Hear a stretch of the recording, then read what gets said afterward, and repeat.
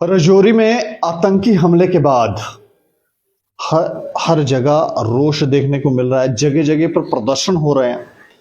और राजौरी में ऐसा नहीं है कि इस बार ही अटैक हुआ है।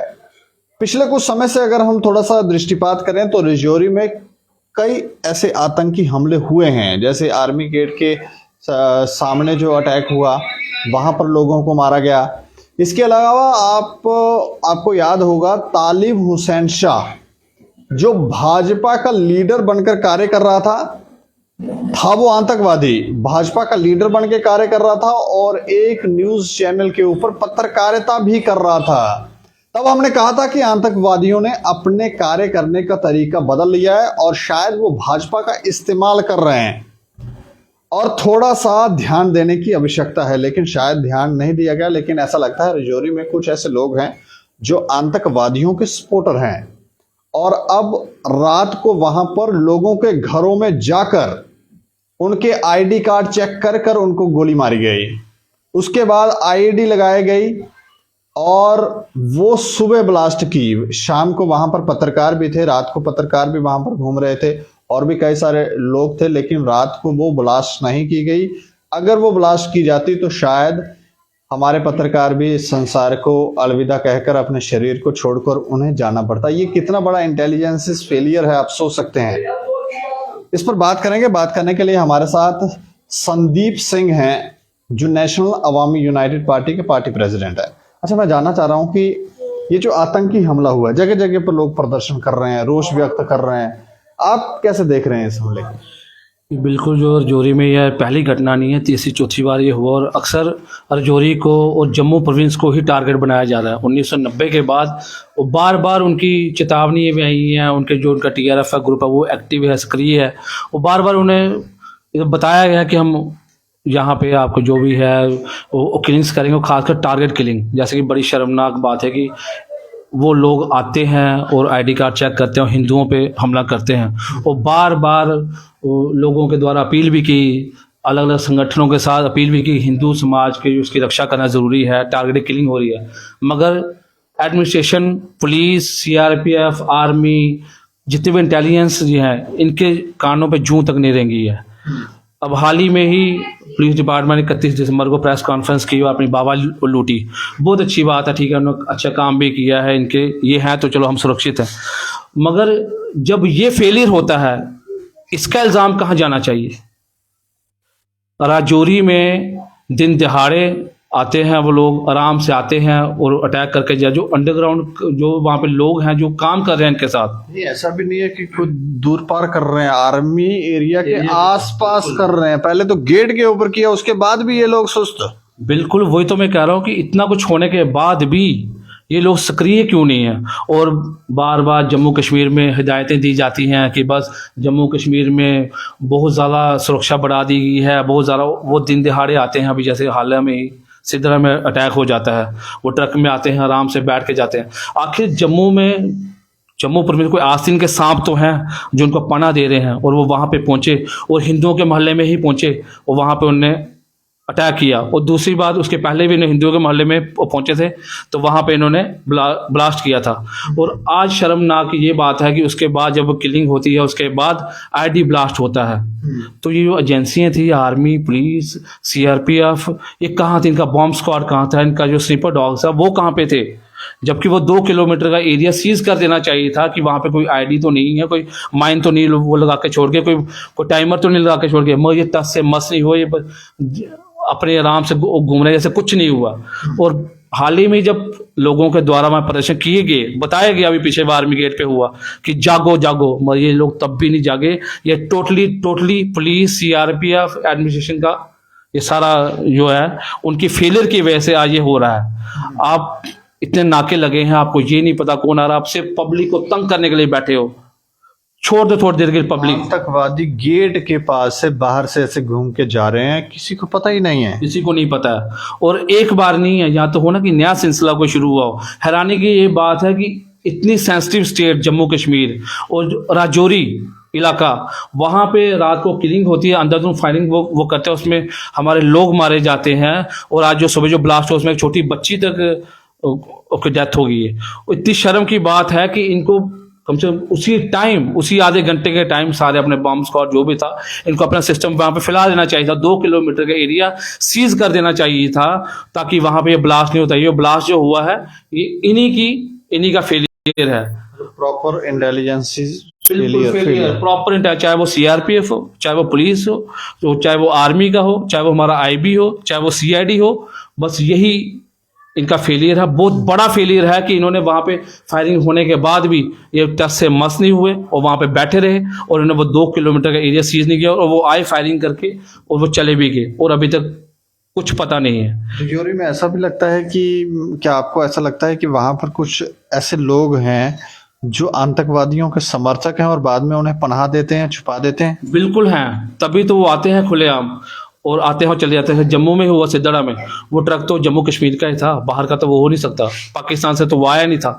कुछ तो हमारे जम्मू कश्मीर के जो लोग हैं जो इनसे मिले हुए हैं और इनके साथ मिली भगत वो करके और ये चीजों को अंजाम दे रहे हैं। तालिब हुसैन शाह की तरह कोई और भी लगता है आपको कि कहीं भाजपा में या किसी और पार्टी में बैठा हुआ है और खुद ही आतंकवादी होकर आगे सारे खेल खेल रहा है? ये तुम खुले तौर पे नहीं कह सकते, मगर ये भाजपा में जो जैसे वो इंसान एंटर करके इनका लीडर बन के वो आगे काम करता रहा, अगर ये किसी और पार्टी में होता तो उसको पीएसए लगा देते ये लोग या कुछ और लगाते, और वो तो और दिल्ली तक चला गया इनके साथ। हैरानी की ये बात है, ये लोग इतने सक्रिय हैं। और जम्मू कश्मीर में जितने भी संगठन हैं, जितने भी हिंदूवादी लोग हैं, इनको एक होने का वक्त आ चुका है, नहीं तो हमारा भी वही हशर कर दिया जाएगा जो 1990 के बाद श्रीनगर में हुआ था। कुछ इस तरह की, जब तालिब हुसैन शाह पकड़ा गया तो तब इस तरह की भी कुछ बातें हमारे सोर्सेस ने बताई कि कुछ और लोग हैं, कुछ और लीडर हैं जो बीजेपी में है और बीजेपी अपना वोट बैंक सिक्योर करने के लिए उन्हें हाथ नहीं डाल रही है। इस तरह की बातें, इसमें कितनी सच्चाई हम नहीं जानते, लेकिन इस तरह की बातें हैं। आपको क्या लगता है? बिल्कुल हो सकती है इस तरह की बातें, क्योंकि आते जो भी एनआई के छापे हुए, सीबीआई के छापे हो या कोई भी छापे हैं वो अन्य लोगों पे, अन्य लीडरों पे पड़ रहे हैं। बीजेपी तो उन्होंने बोला कि हम बिल्कुल पवित्र हैं, उनको तो पता ही कुछ नहीं है देन दुनिया को, बस एक ही चीज़ है कि हमें इलेक्शन वो करवाने हैं। मगर मैं खुले तौर पर आज ये कहता हूँ कि इधर एलजी प्रशासन जो है वही कामयाब है और 2 साल तक और चलना चाहिए, जब तक जम्मू कश्मीर में बिल्कुल क्लियरेंस नहीं हो जाती। मिलिटेंसी, जैसे कल प्रधानमंत्री ने बयान दिया, जीरो टॉलरेंस, तो जीरो टॉलरेंस का मतलब होता है जीरो टॉलरेंस। ये नहीं कि इक्का दुक्का 4-5 चलते रहेंगे तो हम, और इनको पूरे इनके सोर्सेज बताते भी हैं कि 6 मिलिटेंट वहाँ से निकल गए हैं, 8 मिलिटेंट वहाँ से निकल गए, और ये खबर मीडिया में आ जाती है। मगर ये एजेंसियां टच से मस नहीं होती हैं और गवर्नमेंट को भी, एडमिनिस्ट्रेशन को भी चाहिए कि पूरे तरीके से सक्रिय होना। और जम्मू कश्मीर में जो पॉलिटिकल पार्टियां बार बार इलेक्शन की बात करती हैं तो इनसे एक एफिडेविट भी ले लेना चाहिए अब कि इलेक्शन के द्वारा ऐसे टारगेट किलिंग हुई तो आप जिम्मेवारी लोगे। एक भी पॉलिटिशियन नहीं उठेगा यहाँ पे। इनको इलेक्शन चाहिए, इनको सत्ता चाहिए, इनको कुर्सी चाहिए, मगर जो हमारे लोग मर रहे हैं, जो आतंकवाद से ग्रसित है जम्मू कश्मीर, उसके खिलाफ ये बोलना नहीं चाहते। अभी भी हाल ही में कश्मीरी पंडित जो हमारे पीएम पैकेज के तहत के जो लोग स्ट्राइक कर रहे हैं वो बार बार कह रहे हैं कि टारगेट क्लियर हो रही है, मगर नहीं, आपकी सैलरी बंद कर दी जाएगी, आपको वहीं पे जाना है, आज आप देख लो अंजाम। जम्मू प्रोविंस आप सुरक्षित नहीं कर पा रहे हो, आप उनको कश्मीर भेजने की बात कर रहे हो। आपके द्वारा मैं यही कहना चाहता हूँ कि जितने भी संगठन हैं, चाहे वो पॉलिटिकल पार्टीज हो, चाहे वो जितने भी मंच हों, उनको संगठित होने की ज़रूरत आ पड़ी है, क्योंकि हिंदू समाज या हिंदू के जो है वो पूछ के किलिंग वो कर दी जा रही है। उसको करिए, हमें हिंदुओं को होना और इनसे डरना नहीं चाहिए। अब हमें अपने लोगों को इकट्ठा करके उनका डर भगाना चाहिए। नहीं तो ये पहली बात इतनी शर्मनाक वाक़या है कि वो आते हैं और पर्टिकुलर हिंदू को ही टारगेट बनाते हैं और उनकी तरफ से जो मैसेज है वो क्लियर है कि हमारा टारगेट हिंदू है, अदर कम्युनिटी नहीं। मान लो, जैसे हमने आपको बताया, बीच में कुछ हमारे सोर्सेस के थ्रू से हमें खबर आई थी कि कुछ ऐसे लोग हैं, पावरफुल लोग हैं, उनके पास वोट बैंक है, उनका पता भी है कि शायद रविंद्र रैना जी को भी लोग बता रहे थे, हमारे सोर्स बता रहे थे कि रविंद्र रैना जी को भी बताया गया है कि ये लोग सही नहीं है, इनसे दूरी बनाई जाए, इनको बाहर निकाला जाए, लेकिन वोट बैंक के लिए उन्हें हाथ नहीं डाला जा रहा। तो क्या लग रहा है कि मतलब फिर तो ये एक कमजोरी हो गई ना। बिल्कुल, भाजपा जब से आई है तो अपनी कमजोरियां दर्शा रही है आते आते। ठीक है, वो इनको जो जम्मू की भाजपा है इसको तो पता ही कुछ नहीं है कि क्या क्या नहीं। इनके बीच एक तालिब शाह आता है, वो बैठ जाता है, वो लीडर बन जाता है इनके साथ, वो सेंटर तक हो आता है, उनको पता नहीं चलता। उनको एजेंसियों के द्वारा जब वो हादसा होता है तब उनको पता चलता कि वो है। वैसे कई होंगे, और कईयों पे इनको शक भी होगा, मगर ये नहीं बोल सकते क्योंकि उनको सत्ता चाहिए। बीजेपी का एक ही सपना है कि सत्ता लाओ। उनको जम्मू कश्मीर के लोगों से कोई लेना देना नहीं है, जम्मू से कुछ लेना देना नहीं है। जम्मू में आए दिन हमले हो रहे हैं, आए दिन हमले हो रहे हैं, और ये अपनी बाबा लूट रहे हैं, और हमें बता दिया जाता है कि अब तो वादी सुरक्षित है। अगर सुरक्षित है तो इन लोगों को जो सुरक्षा दी गई है वो निकाल देनी चाहिए। मैं तो कह रहा रविंदर राणा की सुरक्षा वो हटा देनी चाहिए। जितने बीजेपी के नेता हैं, इनके डिस्ट्रिक्ट लेवल के हैं, ब्लॉक लेवल के हैं, वो भी पीएसओ लेके घूम रहे हैं। जरूरत क्या है इनको, क्योंकि ये लोग तो खुद कहते हैं सेफ है। जब जम्मू कश्मीर सेफ है तो उनको वादी में निकाल देना चाहिए। इंडिपेंडेंट हो गए, ये लोगों के घर घर जाके प्रचार करेंगे और बताएंगे कि जम्मू कश्मीर कितना सुरक्षित है। सिद्रा में खुले आम आते हैं, वो आके फायरिंग करके चले जाते हैं, और वो एक बार नहीं हजारों बार ये वाक्य होता है। सांबा से निकलते हैं, कठुआ से निकलते हैं, बड़े आराम से, और एक ही जगह से निकल रहे हैं। देखो वाह, ये तो एक शाबाशी देने वाली बात है। कमजोरी है हमारे, वो सांबा से निकल जाते हैं, वहां से वो चौथी पांचवी बार आते हैं और अटैक करके जाते हैं, और पब्लिक बिना हेलमेट के निकल जाए 50 बार तो उधर रोक दिया जाता है। जम्मू कश्मीर का प्रशासन पब्लिक को तंग कर रहा है। तंग करना है तो जो इनके अंडरग्राउंड वर्कर्स हैं उनको तंग करो, जिनके खिलाफ सबूत है उनको उठा लो, आज उठा लो। और खासकर जो जेल में बैठे हुए हैं, मुझे तो समझ नहीं आती कि जेल में फोन प्रोवाइड होता कैसे है। जेल में कितनी बार खबर है कि उनको फोन प्रोवाइड होता है, तो वो जो वहां पे जो डीआईजी इनका प्रिजन का होता है, वो एसएसपी होता है, वो सस्पेंड क्यों नहीं कर दिए जाते उसी टाइम? और एक फोन नहीं पकड़ा जाता, पता नहीं कितनी सिम कितने फोन पकड़े जाते हैं। और अगर उनको सजा देनी तो सीधे दो ना यार, उनको बिठाया क्यों गया पीछे 10-10 साल 20-20 साल से अंदर? क्या वो देश का झंडा फहरा रहे थे? वो तो जो चीजें पकड़ी जाती हैं तो बीच में तो उनकी डिटेलें भी गायब कर दी जाती हैं कि क्या पकड़ा गया और क्या नहीं। वो बिल्कुल, जम्मू कश्मीर का जो प्रशासन है, खासकर एलजी प्रशासन को इनका संज्ञान लेना चाहिए, और एलजी के पास मौका है कि इन पर दहाड़ना चाहिए। और एक एक चीज, फोन कहां से आया, सिम में कहां से आई, ये लोग कैसे घुसे, और जो शक में डालो अंदर उनको। जब तक कानून सख्त नहीं होगा, जम्मू कश्मीर के हालात नहीं सुधरेंगे। और जम्मू वालों को अब जागने की जरूरत है। नहीं तो 1990 के बाद जो वहां पे जो हुआ, वो जम्मू में ये लोग करने के फिराक में बैठे हुए हैं, और हमें यहाँ पे लड़वा दिया जाता है धर्मों के नाम पे, सब हर चीजों के नाम पे।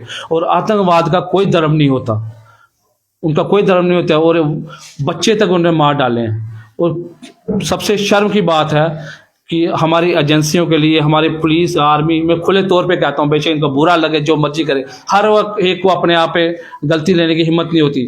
मगर सांबे में ये 5वीं-6ठी बार ये हादसा हुआ है, और जोरी में 5वीं-6ठी बार हादसा हुआ है। ये दो ही इलाके सेव कर लेते तो हम मान लेते कि नहीं, गलती करके ने सुधार कर लिया है। मगर गलती पे गलती, गलती पे गलती, और फिर बाद में उनको मिलिटेंटों को मार के कहेंगे शाबाशी, और वहां से फिर वो 2-3 और निकल आएंगे। आखिर सांबे में, कठुए में ऐसी खान कौन सी खोली गई है, यहां से वो सप्लाई कर दिए जा रहे हैं। और जोरी में यहाँ पे इंटरनेशनल इशू बन चुका हो कि जब आते हैं वो ग्रेनेड फेंकते हैं हमारे मोहल्ले में, हिंदुओं के मोहल्ले में। तो ये प्रशासन कहाँ सोया हुआ है, कहाँ है एडमिनिस्ट्रेशन, कहाँ है वहां के डीसी, कहाँ है वो?